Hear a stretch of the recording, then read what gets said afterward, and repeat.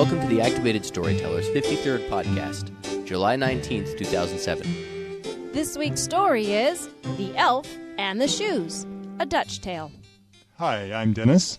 And I'm Kimberly. And I'm Zephyr. And together we are The Activated Storytellers. We are coming to you from Hershey, Pennsylvania. Can you smell the chocolate? We can. Chocolate. You gotta do your Simpson.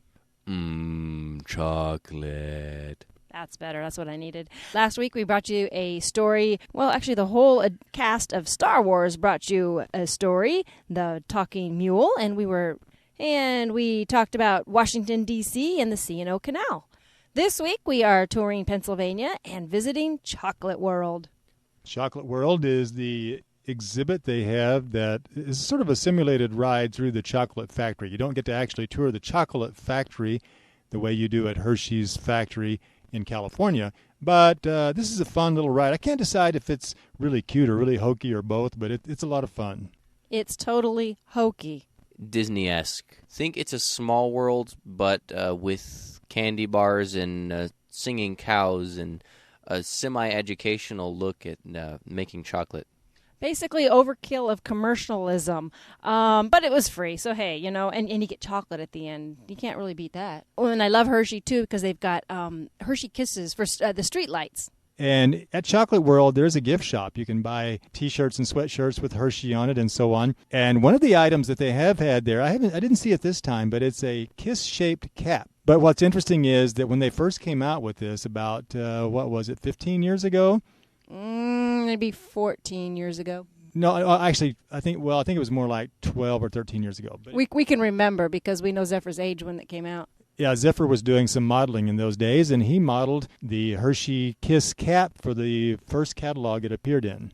And I remember it very well because they had to cut the cap open because his head was too big, even back then. So anyway, Chocolate World is kind of a unique place to go. They've also got an amusement park and a whole bunch of stuff. And one of our first performances was in Hershey, Pennsylvania, back when we started touring the nation.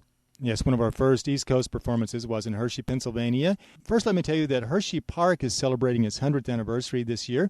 Also, interesting, did you know that the town of Hershey is actually not a town? What is it, a country?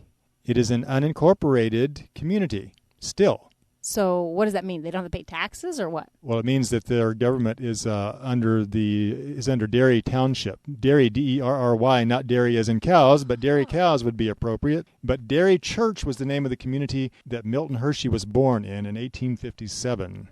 Also, Hershey Park, which is the theme park, which is adjacent to Chocolate World, is home to one of our favorite roller coasters, the Great Bear. Love the Great Bear. That's a fun ride.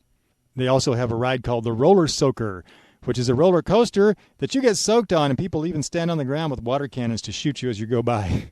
Good place to be when it's hot. A little bit about the background of Hershey. Milton Hershey opened his first candy store at what age? Do you know? About the same age as the guy that opened the one in Charlie and the Chocolate Factory? I don't know, but he opened his at age 18 in Philadelphia. And he founded a company called the Lancaster Caramel Company first, and then he got interested in chocolate later on. Good thing. Yes, it is a good thing because Hershey is chocolate. Now, Milton Hershey and his wife could not have children, which was really heartbreaking to them, but they knew that there were a lot of children who had no parents, who were needy, and so they used their vast fortune to help children like that, children in need, and the main way they did this was by founding the Hershey School, which was where we performed 15 years ago. I have to say, this is one of the most memorable schools that we have ever performed at. 15 years later, I can remember it like it was yesterday. There was a huge stage that we performed on, and we walked by the cafeteria, and there were linen tablecloths, linen napkins, china, glassware. We were just kind of amazed. That was their everyday fare. Yes, we performed in, this building was called Founders Hall that we performed in. Huge. I think the theater had a seating capacity of about 2,500. The stage was just enormous. In fact, we just performed on the front part of the stage, closed the curtains behind us, and Zephyr was backstage riding around on his tricycle during the show. Yes, and then, of course, we started asking questions and found out, of course, that it was a boarding school. But it's a very special boarding school. Like Dennis was saying, it is a boarding school for underprivileged and needy children. Yes, when we first saw this building and saw the way these kids were living and going to school, we assumed that these must be very wealthy kids, but just the opposite is true. Well, anyway, recently we had a request for a Dutch story. And since we've been touring around Pennsylvania, there are lots of Pennsylvania Dutch. Now, of course, that is not the same thing as Dutch.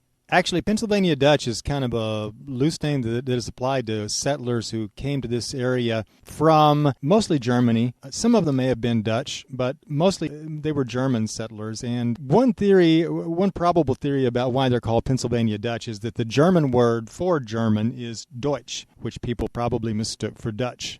Aha. So lots of signs around anyway saying Dutch, Dutch, Dutch, Dutch, Dutch. We thought, hey, why not do the Dutch story that has been requested? So, and of course, there is the story of the boy who saves the town by sticking his finger in a dike and therefore preventing a huge leak and flood. But, we kind of actually found out that story was really written by an American author. And so, therefore, it's really not a folktale, and it's really not a Dutch story, although it does take place in Holland. Right, the story is set in Holland. Hans Brinker and the Silver Skates is the book that story was taken from. So we did some more research, and we came up with an authentic Dutch story. The Elves and the Shoes from Holland.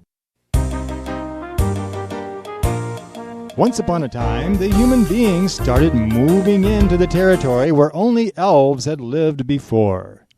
There they come again. I can't believe it. Yeah, they're getting in my way. They're just getting all over the place. Yeah, we got to start putting up fences at the border to keep these illegal aliens out. Yes, they're just stomping all over and getting in the way of my dancing. Every time they take a step, it's like an earthquake. The elves didn't like having the humans invade their territory, so they got even by playing pranks. Look at that. My horse's mane is all twisted in a knot. And my cow's tails are tied together. It must be the work of demons. Oh. That's the work of elves. Elves? Well, I thought they just hammered and sawed all day. They were too busy making toys to play pranks. Well, you take my word for it. That's the work of elves. The elves tried some really drastic stunts to chase the people away. They even found the linen that the people had left out to bleach, and they coated it with a very stiff stuff that they thought would make the clothes too stiff to wear, but it turns out the people just called it starch, and they liked it. Well, there was a certain elf named Stife, and he was the leader of the elves, and he decided that he was going to do something to make these people scared and chase them away. Well, I think we ought to do something about these people. But what? Hey, pass the word. There's a party over at my house. Party over at Vern's house. Whoopee. Party over at Vern's. Hey, I'm going to the party. You going to the party? I don't know. We always have to bring our own food, have to go Dutch. So the party started, and there were about 150 people attending, which means there were 300 wooden shoes lined up outside. Oh, wooden shoes, hey? Maybe that's the ticket. I'm putting my clumps right over here. Now, don't you touch them. Right there. I'll remember where they are. I don't have to worry about getting mine mixed up with anyone's. I'm the only one who wears a tin wood.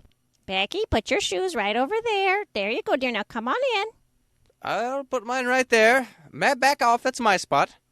I got the corn on my toe, so that's why I have a knot hole in mine.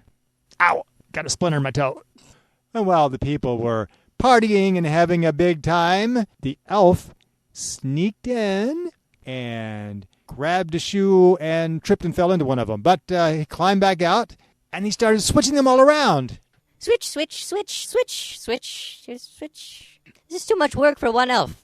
But the coast is clear. Back up, bring in back up. Oh, goody, goody. What are we doing? What are we doing? Now fall into formation. Ouch! Ooh. What do we need a formation for? We're making chaos. Well, that's good enough. Just move these shoes. Come on, hurry. Ugh, there. This one weighs as much as a tree stump. That is a tree stump. That's maybe why it won't move. It's hard to move this shoe. It almost needs to be towed. Now, don't complain about the hard work. A little hard work is good for the soul. So they switched all the shoes around, and then, when the people came out... The people are coming. We better scram. Hurry. Get out of here. Go.